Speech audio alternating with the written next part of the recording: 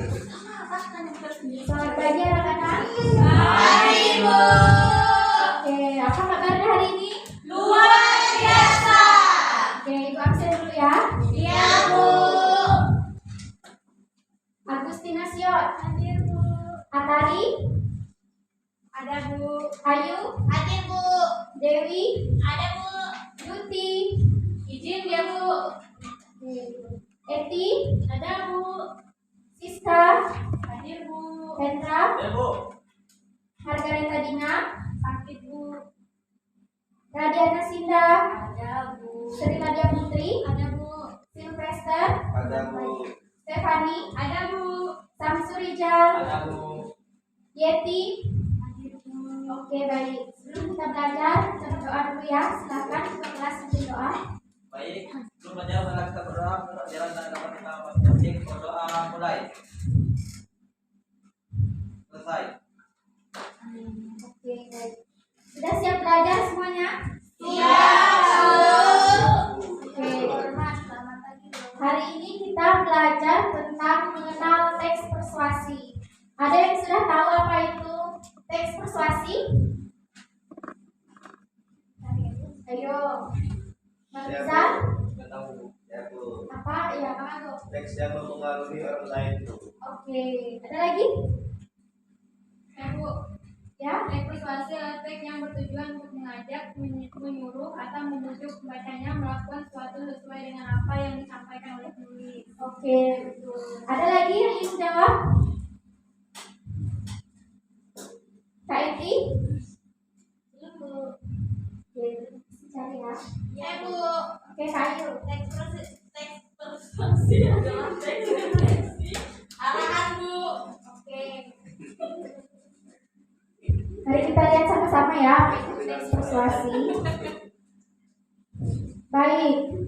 Teks persuasi adalah teks yang berisi ajakan, saran, bujukan, imbauan, pengaruh, arahan, larangan, atau perintah kepada seseorang untuk melakukan suatu hal sesuai dengan tujuan yang ingin dicapai oleh penulis teks tersebut. Oke, lanjutkan Kak Sion. Teks persuasi. Teks persuasi sering digunakan. Teks persuasi sering digunakan dalam iklan, poster ajakan di lingkungan masyarakat, sekolah, dan tempat umum lainnya. Dalam teks persuasi, penggunaan bahasa yang efektif sangat penting. Penggunaan kata-kata yang kuat dan argumen yang logis dapat membantu meningkatkan keefektifan teks persuasi dalam mempengaruhi audiensnya. Oke. Sudah paham pengertian teks persuasi? Sudah, Bu. Oke, baik. Kita lanjut ya ke ciri-ciri teks persuasi. Silakan dibaca Bang Ago. Teks persuasi memiliki beberapa ciri khas, yaitu yang pertama, teks persuasi selalu memiliki tujuan untuk mempengaruhi pembaca atau pendengar agar melakukan tindakan tertentu atau mengubah pandangan mereka terhadap suatu hal. Baik. Lanjutkan Kak Dewi. Kedua, teks persuasi menggunakan bahasa yang efektif dan persuasif dengan menggunakan kata-kata yang kuat dan argumen yang logis. Oke, yang ketiga Bang Hendra. Tiga, teks persuasif seringkali digunakan dalam iklan, pidato politik, dan kampanye sosial. Baik. Jadi itu ya ciri-ciri dari teks persuasi. Kemudian kita lihat ke berikutnya, struktur. Struktur teks persuasi itu ada 4, ada pengenalan isu, rangkaian argumen, pernyataan ajakan, dan penegasan kembali. Oke, kita bacakan lagi ya. Dari Kak Sri, nomor 1. Ada pengenalan isu, yaitu adalah pengantar umum atau penyampaian topik yang menjadi dasar tulisan yang dibahas dalam teks. Oke, lanjut Bang Rijal. Rangkaian argumen adalah sejumlah pendapat penulis pembicara terkait dengan topik yang dikemukakan. Lanjut Kak Ayu. Pernyataan ajakan adalah inti dari teks persuasi yang di dalamnya dinyatakan dorongan supaya pembaca melakukan sesuatu. Lanjut Bang Hendra. Tegasan kembali adalah menegaskan pernyataan sebelumnya ditandai dengan kata demikianlah, dengan demikian dan oleh karena itu. Oke, baik. Jadi itu ya struktur dari teks persuasi. Kita lanjut di contoh kalimat teks persuasi. Nah, di situ sudah ada contoh kalimat teks persuasi. Kak Eti boleh? Yang pertama. Yang pertama, ayo kita selamatkan bumi dengan menanam pohon. Yang kedua, Kak Fani. Buanglah sampah pada tempatnya. Yang ketiga, Kak Yeti.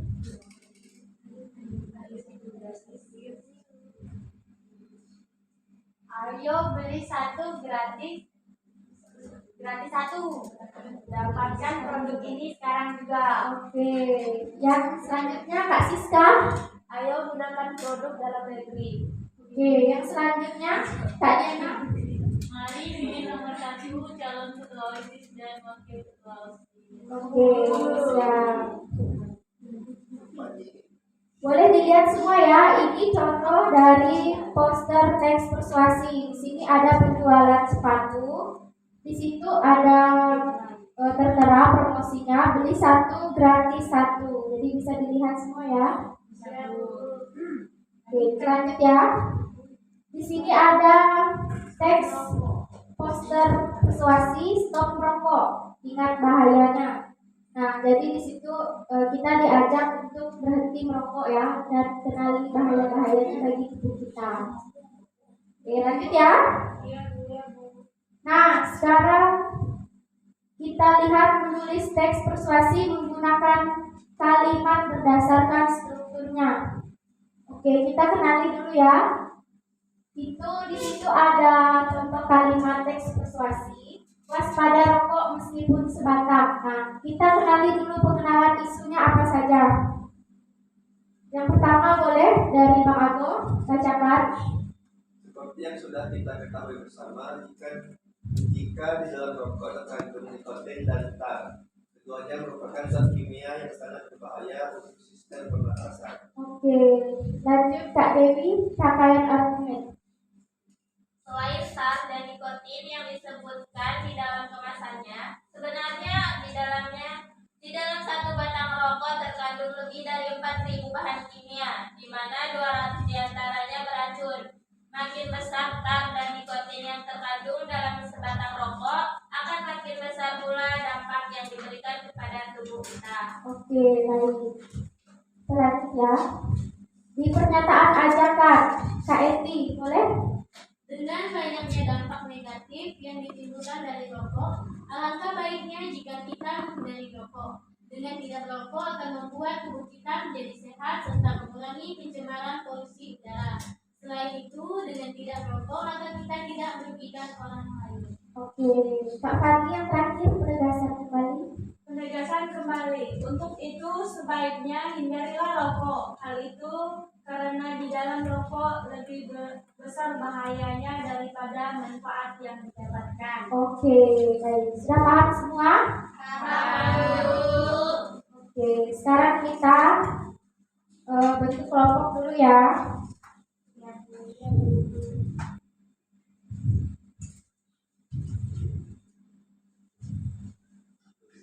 Sekarang ketua kelompoknya maju semua ke depan untuk mengambil.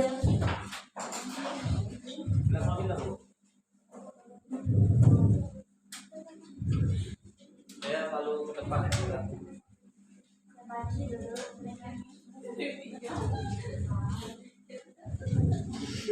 Oke, silahkan dipakai ya.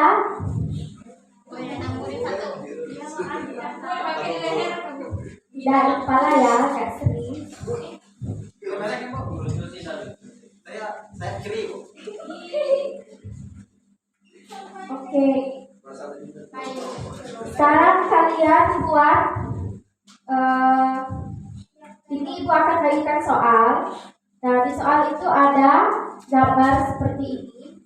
Jadi kalian kerjakan dan tentukan misalnya kelompok satu ini. Kelompoknya apel. Nah, kelompok apel ini. Oke, Ibu jelaskan dulu ya. Tugas kalian apa saja sesuai nomornya. Dikarenakan ini model pembelajaran kepala struktur, jadi yang nomor 1 ini Tugasnya mencatat soal dan mencatat jawaban. Tugas yang nomor 2, membuat kesimpulan. Nah, tugas yang nomor 3 nanti itu membacakan kesimpulan dan hasil dari pekerjaan kelompok kalian. Paham semuanya? Oke. Baik, Ibu akan berikan soal ya. Untuk Bang Hendra ini kelompok jeruk. Kayu kelompok pisang. Bang Rizal kelompok anggur, Kak Sri kelompok apel. Jadi ingat ya nama kelompoknya. Silakan dikerjakan dari sekarang per kelompoknya masing-masing.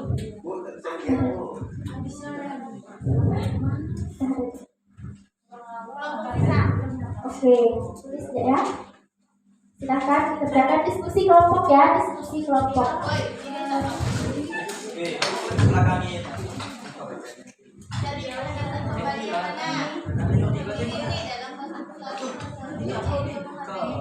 Silakan tulis nama kelompok ya. Tulis nama kelompoknya.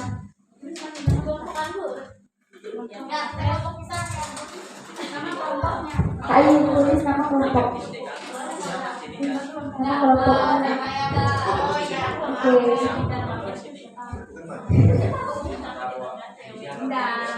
Tulis nama kelompok kalian. Ya,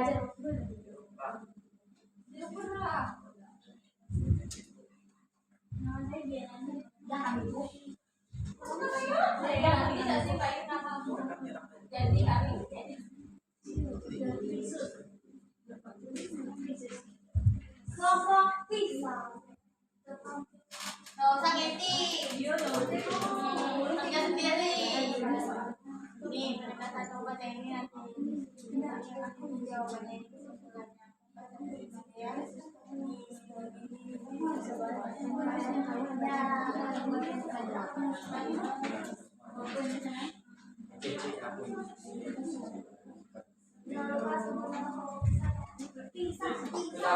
Oke, udah selesai? Oke. Kita urut ya.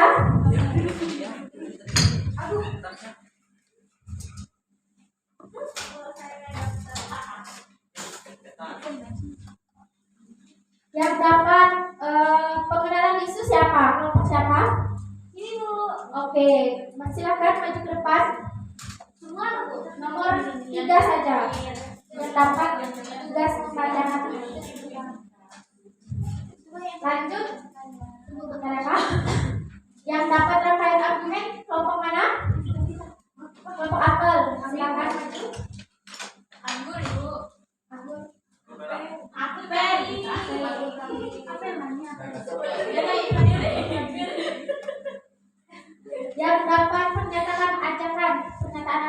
Ibu. Oke, silakan. Kak Dewi. Yang dapat penegasan kembali kelompok mana? Pisang. Oke, silakan maju kelompok pisang. Maju di. Cinta maju Cinta. Maju aja.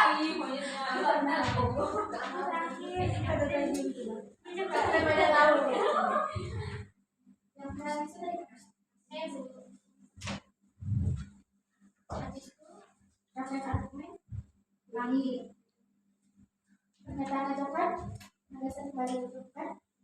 Oke. Semuanya dengar ya. Ini hasil pekerjaan kalian. Oke, dari Kak Eti pengenalan isu apa itu? Pengenalan isu pada teks prosedur ini adalah dari poster tersebut, yaitu sampah merupakan isu yang cukup meresahkan di Indonesia. Rasanya masih terlalu banyak sampah kecil berserakan di sekitar kita. Terkadang banyak orang menyepelekan bahwa sampah kecil itu tanpa mengetahui dampak yang akan ditimbulkannya. Sekecil apapun sampah, ya tetap sampah. Oke, silakan Kak Eti. Ngegas ya. Rangkaian argumen yang ada di poster di sini adalah dalam poster persuasi ini, yaitu sampah yang kita buang di mana saja tidak akan hilang sendiri, apalagi jika sampah tersebut merupakan sampah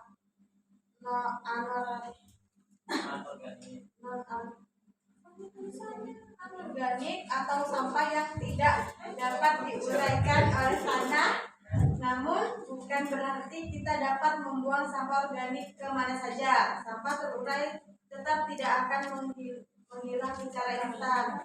Kesimpulannya yaitu dalam rangkaian argumen ini terdapat sejumlah pendapat penulis atau pembicara terkait dengan topik yang ini.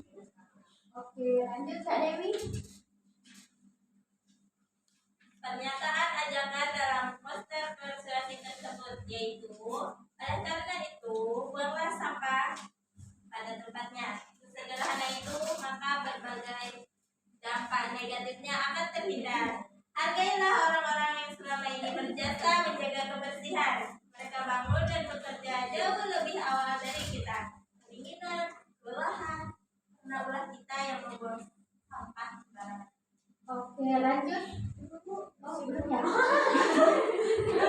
Kesimpulannya, terdapat inti dari poster teks persuasi yang di dalamnya dinyatakan dorongan supaya pembaca melakukan sesuatu.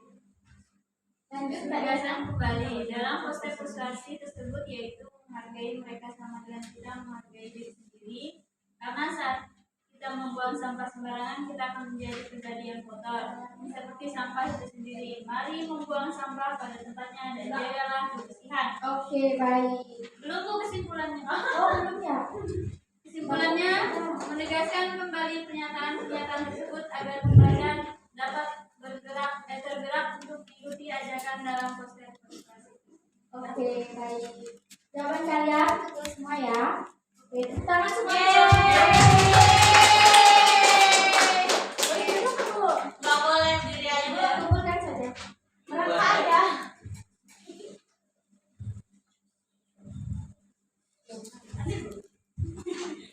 Oke, Ibu ada tugas di rumah ya. Nanti dikumpulkan minggu depan.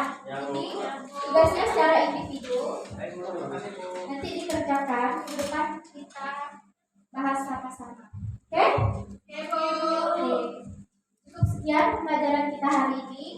Kurangnya Ibu mohon maaf. Selamat pagi. Bye.